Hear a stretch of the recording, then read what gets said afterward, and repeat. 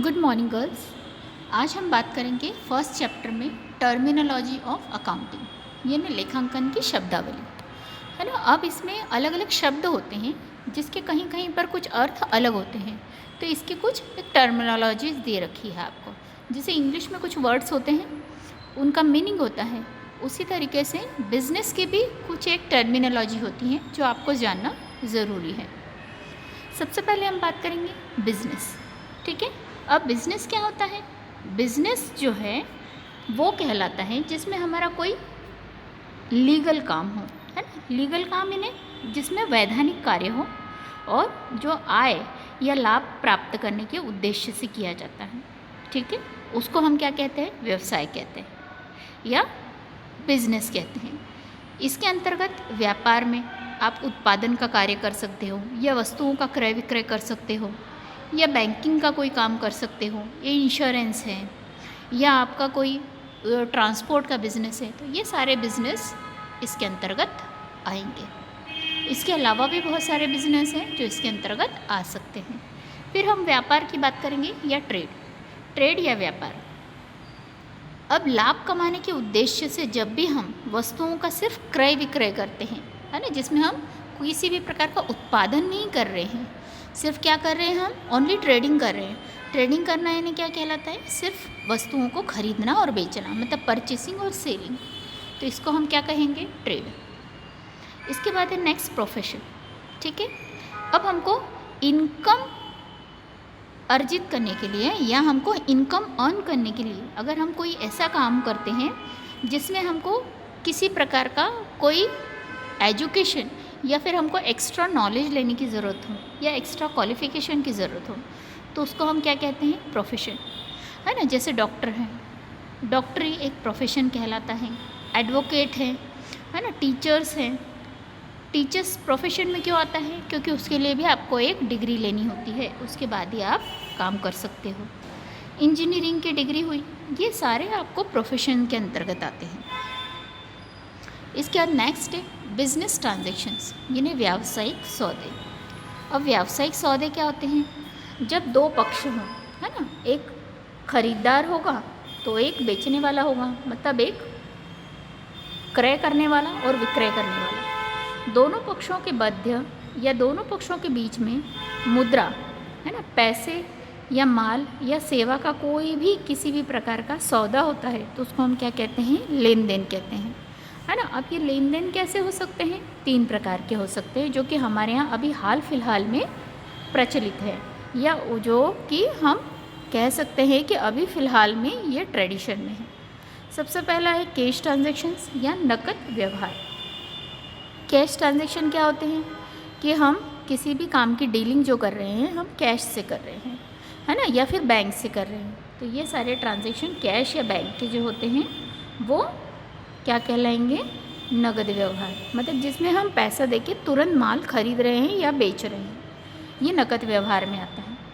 इसके बाद हम बात करेंगे क्रेडिट ट्रांजैक्शन। क्रेडिट ट्रांजैक्शन यानी उधार व्यवहार। उधार व्यवहार में क्या होगा कि हमने जो भी ट्रांजैक्शन किया है तो हम उसको क्या कर लेंगे? इमीडिएटली उस समय पेमेंट नहीं करते हुए उसको हम कहेंगे कि भाई हम आपको आफ्टर फ्यू डेज़ हम आपको पेमेंट करेंगे, लाइक 8 डेज़ 15 डेज़, ये आपके ऊपर डिपेंड करता है और वो बेचने वाले पर डिपेंड करता है, ठीक है। तो अगर ऐसा कोई ट्रांजैक्शंस है जो आपको बाद में उसको पेमेंट करना है तो वो क्या कहलाएगा? आपका उधार विकल्प, है ना। सपोज़ कीजिए कि राम ने माल बेचा है सोहन को और कहा है कि भाई मैं 1 महीने बाद क्या करूँगा? आपको पेमेंट दूँगा, तो ये क्या कहलाएगा? हमारा उधार विकल्प, ठीक है। अब इसके बाद में नेक्स्ट टर्मिनोलॉजी है हमारी, नहीं इसी में एक और बचा है ना। एक कैश ट्रांजैक्शन होता है, क्रेडिट ट्रांजैक्शन होता है और उसके बाद में थर्ड होता है बिल ट्रांजैक्शंस। अब बिल क्या होता है? बिल यानी विपत्र। जब भी दो पार्टीज यानी क्रेता और विक्रेता दोनों के मध्य में कुछ भी किसी भी प्रकार का डॉक्यूमेंटेशन हो, डॉक्यूमेंटेशन यानी उन्होंने लिख करके दिया है किसी विपत्र पे, यानी किसी कागज़ पर उन्होंने लिख के दिया है कि भाई मैं आपको 5,000 रुपये 2 महीने बाद दूंगा, है ना। तो इस तरीके से अगर राम ने सोहन को लिख करके दिया है कि भाई मैं आपको 2 महीने बाद ये निश्चित तिथि पर आपको हम क्या कर देंगे, पैसा दे देंगे, तो ये व्यवहार कैसा कहलाता है, विपत्र व्यवहार। इसमें हमारे पास में क्या है, एक प्रूफ है कि हाँ भाई ये व्यक्ति कभी भी बात से मुकरेगा नहीं। ठीक है, तो इस तरीके से 3 व्यवहार जो होते हैं वो अभी फ़िलहाल में प्रचलित हैं, नकद, उधार और विपत्र व्यवहार। इसके बाद है प्रोप्राइटर यानी स्वामी। बिजनेस को स्टार्ट करने वाला, पूंजी लगाने वाला, है ना, साहस उठाने वाला, जोखिम वहन करने वाला कौन कहलाता है, व्यवसाय का स्वामी या बिजनेस का प्रोप्राइटर। ठीक है, इसके बाद होती है next capital.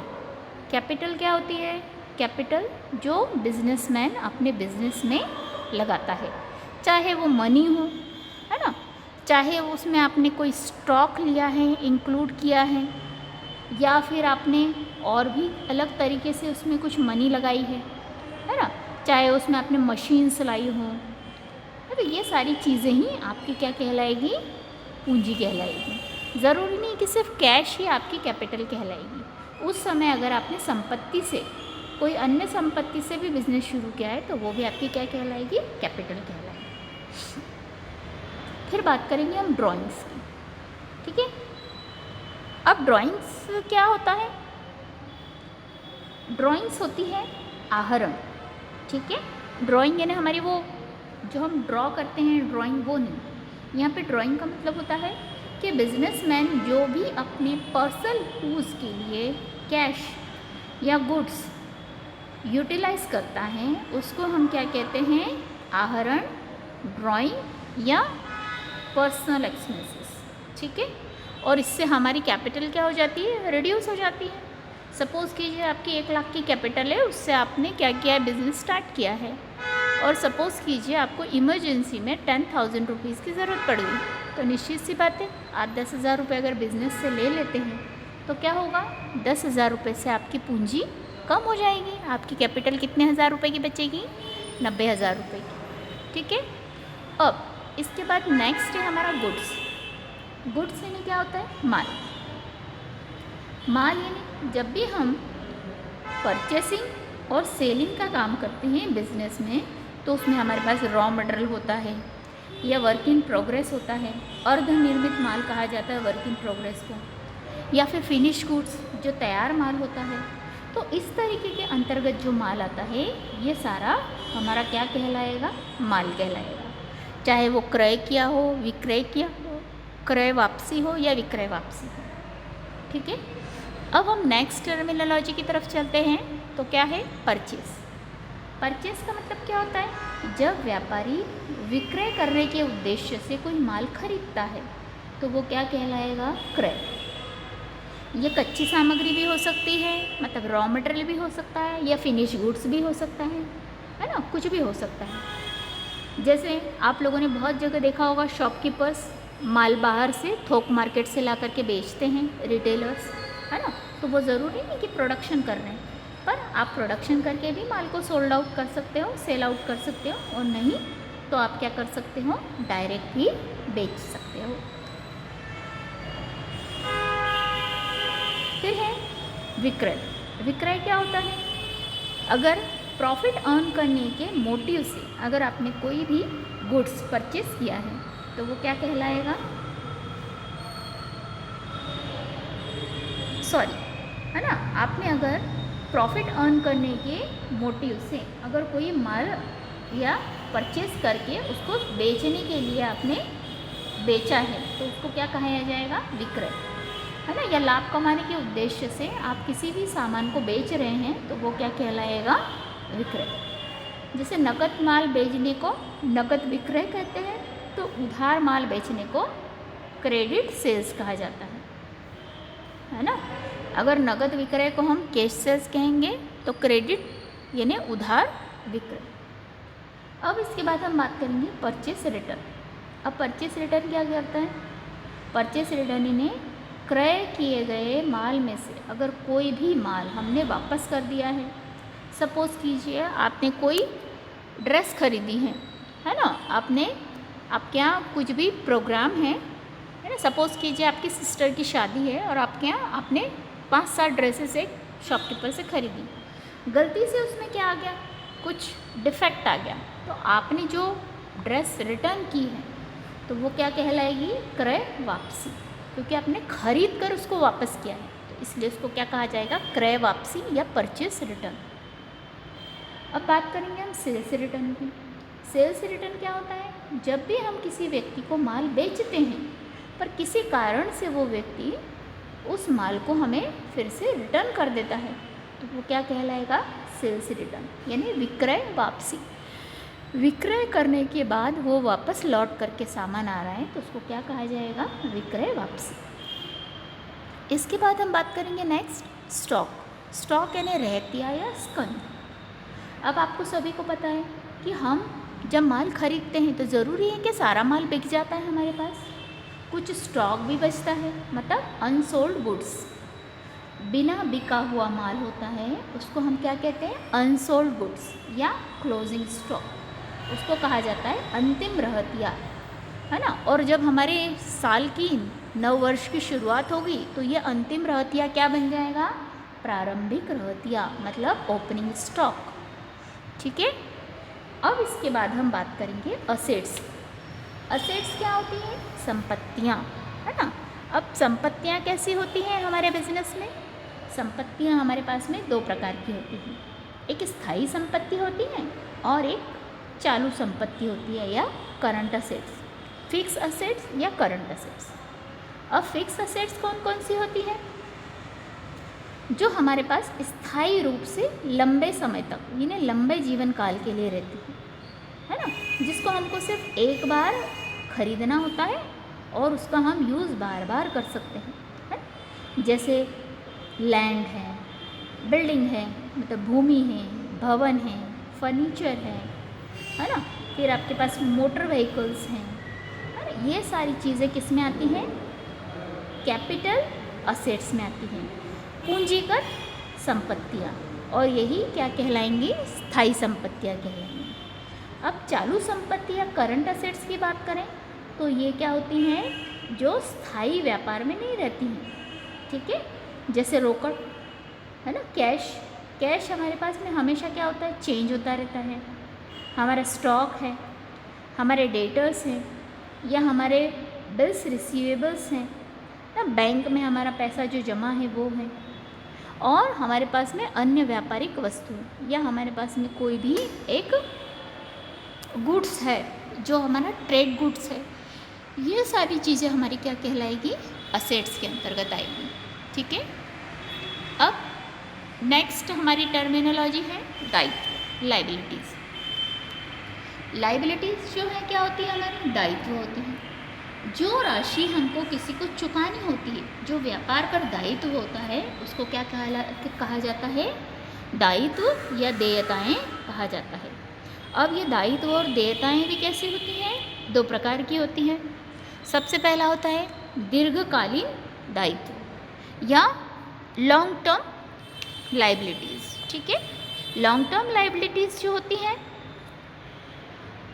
Long term liabilities यानी कौन कौन सी हो जाएगी, जो लंबे समय के लिए हमको चुकानी होती है ना। जैसे सपोज़ कीजिए हमने हमारे बिज़नेस को रन करने के लिए एक बिल्डिंग परचेस की है, जो कि फाइनेंस पर है, जिसका लोन हम चुका रहे हैं, तो इसका मतलब क्या हुआ, ये लंबे समय का लोन है, तो ये क्या कहलाएगा, दीर्घकालीन दायित्व, है ना। जैसे कैपिटल है या फिर हमने किसी को डिबेंचर इशू किए हैं कंपनी ने, तो ये सारी चीज़ें दीर्घकालीन दायित्व में आएंगी।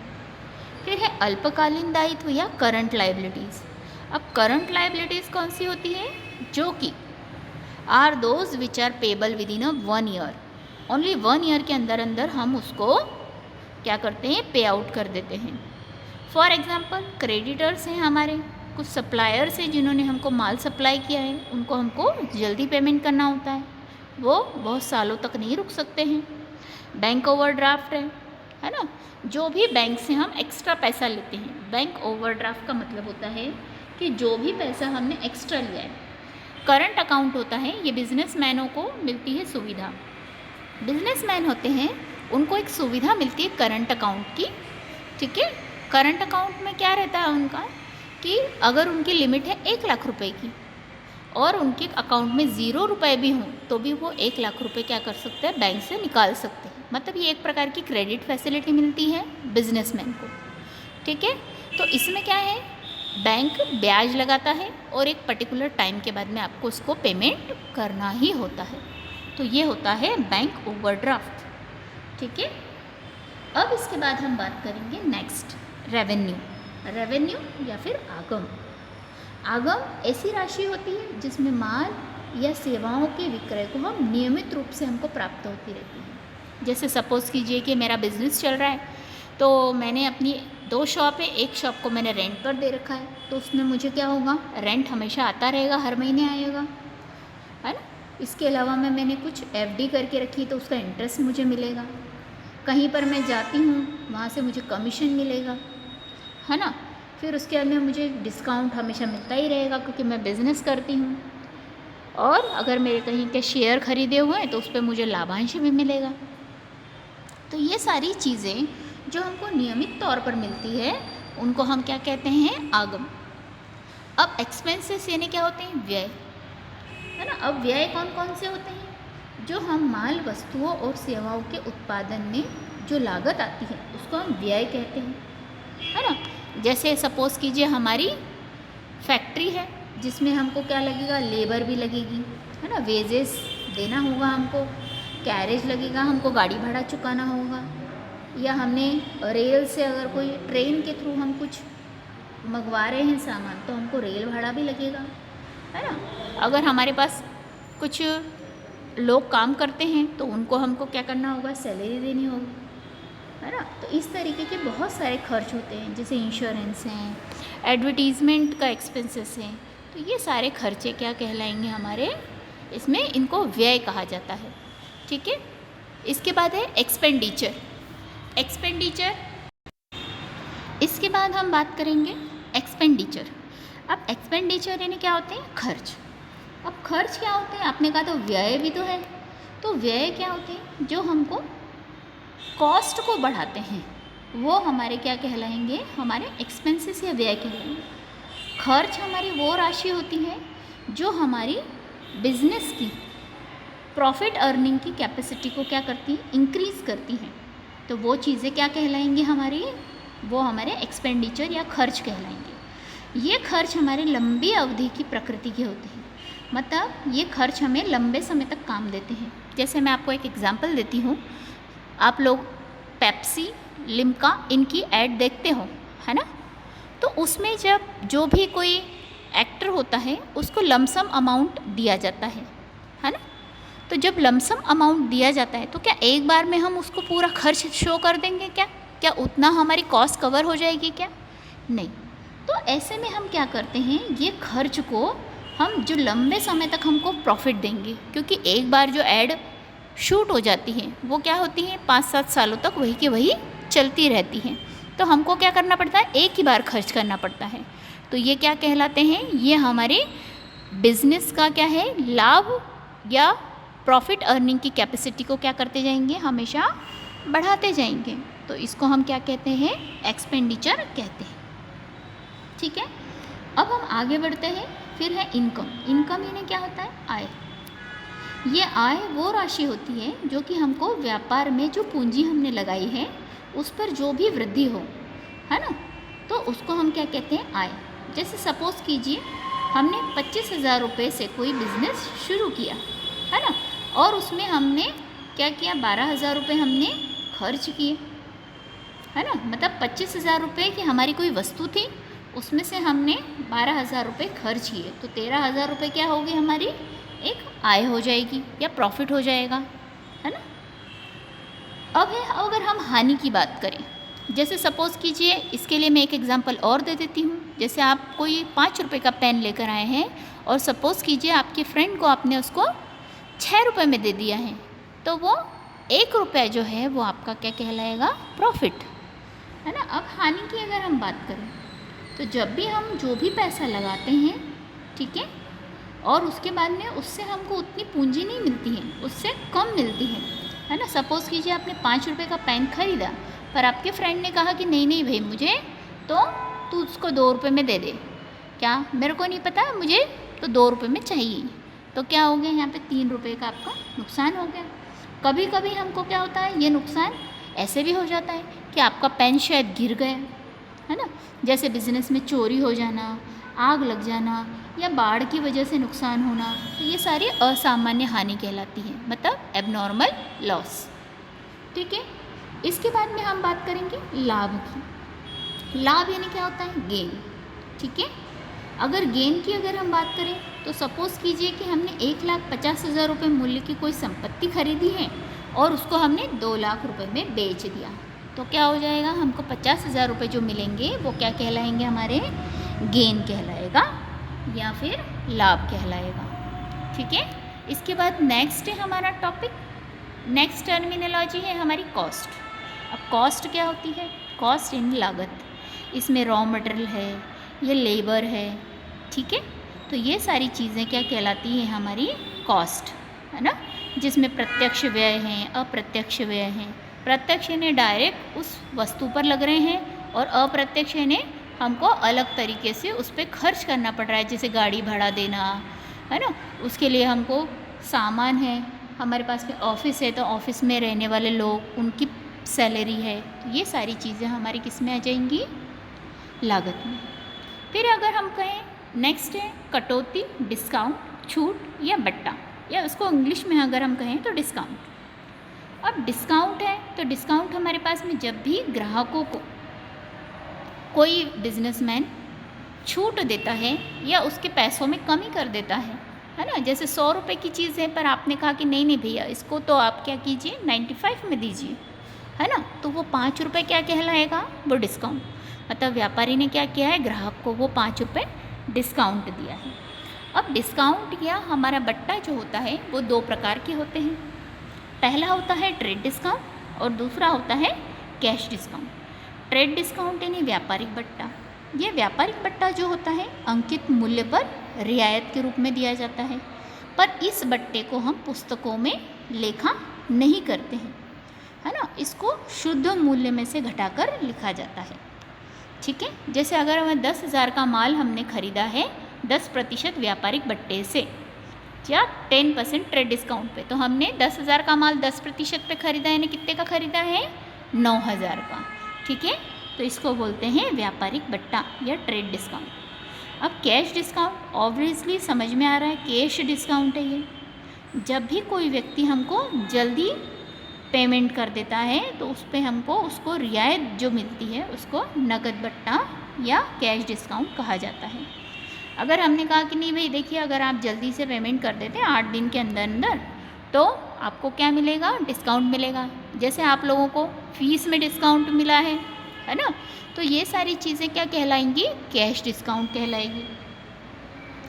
ठीक है, इसके बाद हम नेक्स्ट टर्मिनोलॉजी की बात करें तो डेटर्स। डेटर्स यानी क्या होती हैं, देनदार होते हैं। जो व्यक्ति किसी भी अन्य व्यक्ति या व्यापारिक फर्म से क्या करते हैं, सेवाएं या माल उधार लेते हैं, वो क्या कहलाते हैं, उसके देनदार कहलाएंगे, है ना।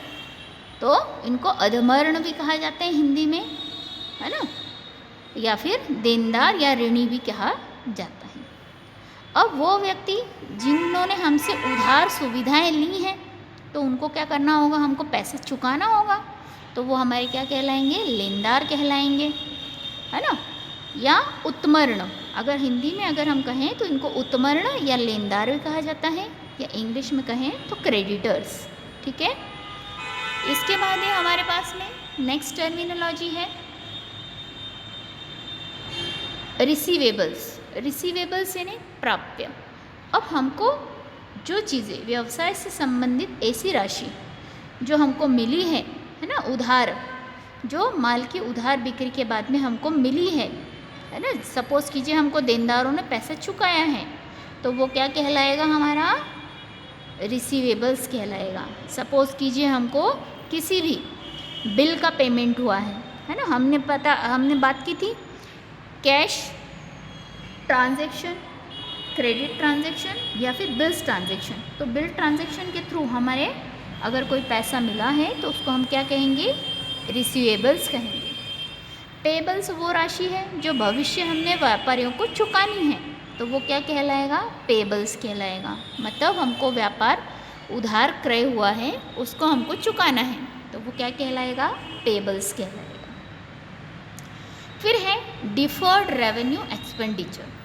अब डिफर्ड रेवेन्यू एक्सपेंडिचर कौन कौन से होते हैं, जब भी कोई बिजनेस में हम जब बड़ी राशि खर्च करते हैं, जैसे मैंने आपको बताया था लिम्का, थम्सअप या कोको कोला कि कोई ऐड अगर कोई शाहरुख खान या सलमान खान करता है तो वो क्या होगा, एक ही साल में उस खर्च को हम नहीं डालेंगे, उसको क्या करेंगे, हम कुछ समान वर्षों में डाल करके, जैसे सपोज़ कीजिए हमने 10 साल में कहा है कि हम इस राशि को 10 वर्षों में क्या करेंगे, दिखाएंगे, शो करेंगे, तो हम क्या करेंगे, उसका 10वां हिस्सा हम क्या कर देंगे, लाभ हानि खाते में क्या कर देंगे, व्यय के रूप में दिखाएंगे, और बाकी की शेष राशि हम संपत्ति के पक्ष में दर्शाएंगे। तो इस तरीके से क्या होगा कि ये हमारे आस्थगित आगम व्यय या डिफर्ड रेवेन्यू एक्सपेंडिचर कहे जाते हैं। अब इसके बाद हम बात करेंगे एंट्री। एंट्री यानी प्रविष्टि। प्रविष्टि क्या होती है, इसमें लिपिबद्ध तरीके से, यानी हम क्रोनोलॉजिकल ऑर्डर में जब हम किसी भी प्रकार के लेन देन को हिसाब में लिखते हैं पुस्तकों में, तो उसको क्या कहा जाता है, प्रविष्टि या एंट्री। फिर है कुल बिक्री। कुल बिक्री यानी टर्नओवर होता है। सपोज कीजिए आगे के बता दी ना। अब इसके बाद हम बात करेंगे difference between trade discount and cash discount. अब ट्रेड डिस्काउंट और कैश डिस्काउंट क्या होता है, ट्रेड डिस्काउंट मैंने आपको पहले भी बताया था। ट्रेड डिस्काउंट ये होता है, ये सेल्स को इंक्रीज़ करने के लिए होता है कि भाई आप 10,000 का माल लेते तो आपको 10% डिस्काउंट है, पर अगर 20,000 का लेते तो 20% है। तो इस तरीके से हम हमारे सेल्स को इंक्रीज़ करने के लिए ट्रेड डिस्काउंट देते हैं। जबकि अगर हम कैश डिस्काउंट की बात करें तो ये हम किसके लिए करते हैं, कस्टमर्स को मोटिवेट करने के लिए करते हैं, ताकि वो क्या कर सकें, अर्लियर पेमेंट करें, जल्दी से जल्दी पेमेंट करें। ट्रेड डिस्काउंट में अगर सेकंड पॉइंट देखें तो it is allowed on list price. ये लिस्ट प्राइस पर अलाउड होता है गुड्स। और जबकि अगर हम इसको देखें तो ये कैश डिस्काउंट जो पेमेंट दिया जा रहा है अमाउंट उस पर दिया जाता है। It is allowed to all customers. Trade discount सभी कस्टमर्स को दिया जा सकता है या दिया जाता है, बट कैश डिस्काउंट सिर्फ उन्हीं कस्टमर्स को दिया जाता है जो जल्दी पेमेंट करते हैं। It is stated in the invoice. ये इनवॉइस प्राइस पर कैलकुलेट किया जाता है, जबकि it is not show in the invoice price. इसको इनवॉइस प्राइस में शो नहीं किया जाता है। ट्रेड डिस्काउंट का जो डिस्काउंट होता है वो हमेशा जनरली क्या होता है, हायर होता है, जबकि अगर कैश डिस्काउंट देखें तो जनरली हमेशा इसको लोअर ही किया जाता है। ठीक है, ये हिंदी में है ना, तो आपको ये मैं समझा चुकी हूँ, इसको आपको कॉपी में लिखना है। ठीक है, अब हम बात करेंगे टर्नओवर की। टर्नओवर क्या होता है, इंसॉल्वेंट, मतलब अगर कोई व्यक्ति अपना ऋण चुकाने में असमर्थ है तो उसको क्या कहा जाएगा, दिवालिया कहा जाएगा, है ना, या इंसॉल्वेंट कहा जाएगा। सपोज कीजिए एक व्यापारी है, कोरोना की वजह से उसका बिजनेस पूरी तरीके से ठप हो गया और वो लोगों की पैसे चुकाने में असमर्थ हैं, तो वो क्या कहलाएगा, इंसॉल्वेंट या दिवालिया। अब बैड डेट्स की बात करें हम, डूबत ऋण। डूबत ऋण यानी सपोज कीजिए हमको किसी से पैसा लेना था, 10,000 रुपये लेने थे, पर किसी कारण से वो 10,000 रुपये नहीं चुका पाया, उसने सिर्फ उसमें से हमको सिर्फ 7,000 रुपये चुकाए, तो हमारे बाकी के 3,000 रुपये क्या हुए, डूब गए। तो हम उसको क्या लिखेंगे, डूबत ऋण या अशोध्य ऋण के नाम से भी जाना जाता है। ठीक है, प्रमाणक। प्रमाणक यानी क्या होता है, वाउचर। जब भी हम किसी भी प्रकार का लेन देन करते हैं तो उसको हम क्या लिखते हैं, किताबों में लिखते हैं, उसी को क्या कहा जाता है, प्रमाणक या वाउचर। इसमें कोई बीजक हो, है ना, या फिर आपकी कोई रसीद हो, या बैंक के ट्रांजैक्शंस की कोई भी आपके पास में रिसिप्ट हो, ये सारी चीज़ें उसमें काम आती है वाउचर्स के लिए। अकाउंट। अकाउंट का मतलब होता है खाता। कोई व्यक्ति, फर्म, वस्तु, संपत्ति, ये इनका सभी का अलग अलग छांट करके हम इनको अलग सूची में बनाते हैं तो उसको क्या कहा जाता है? खाता कहते हैं। इसके दो पक्ष होते हैं, एक नाम पक्ष और एक जमा पक्ष, है ना, डेबिट और क्रेडिट। ठीक है, इसके बारे में आपको ज़्यादा जानकारी आगे के चैप्टर्स में मिलेंगी, है ना। जमा पक्ष होता है, इसमें आप समझ लीजिए दाहिनी तरफ आपका जमा पक्ष होता है और बाईं तरफ आपका नाम पक्ष होता है। तो इस तरीके से हमारे इसमें दो पक्ष होते हैं, एक नाम और एक जमा।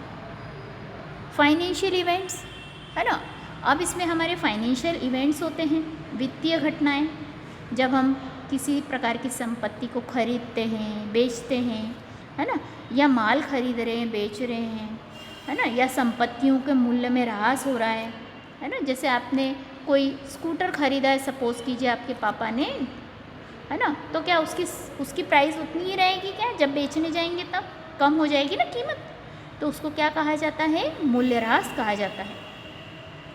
फिर हमने किसी को सैलरी नहीं दी है तो अदत्त वेतन हो जाता है, या मार्केट में स्टॉक की कीमत गिर जाना, है ना। तो इस तरीके की चीज़ें वित्तीय घटनाओं में आती हैं। फिर स्टोर्स, वो वस्तुएं जो व्यापार में ही प्रयोग की जाती हैं उनको स्टोर्स कहा जाता है, उनको पुनः विक्रय नहीं किया जाता है।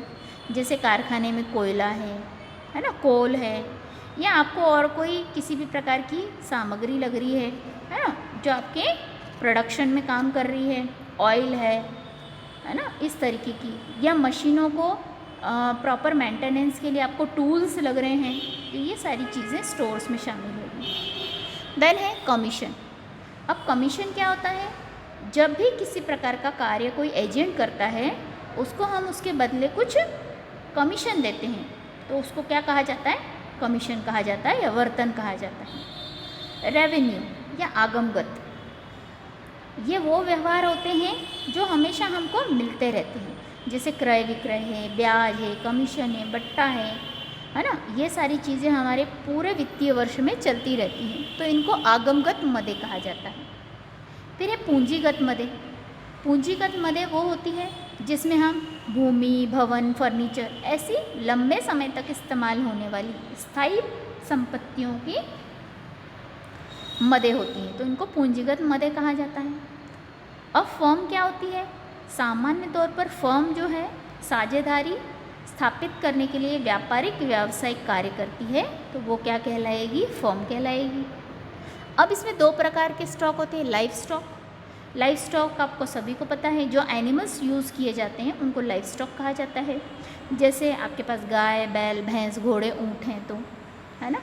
और डेड स्टॉक, डेड स्टॉक में आपके पास में वो सारी भौतिक वस्तुएं आ जाएंगी, है ना, या फिजिकल आइटम्स आ जाएंगे, जैसे मशीनरी है, फर्नीचर है, बिल्डिंग है, कंप्यूटर है, तो ये सारी चीज़ें आपकी डेड स्टॉक में आएगी। तो आज के लिए हमारे टॉपिक को हम यहीं क्लोज़ करते हैं। अब नेक्स्ट ये हमारा फर्स्ट चैप्टर यहाँ कंप्लीट हो गया है, हम सेकंड चैप्टर जो है नेक्स्ट वीडियो में स्टार्ट करेंगे। Thank you girls.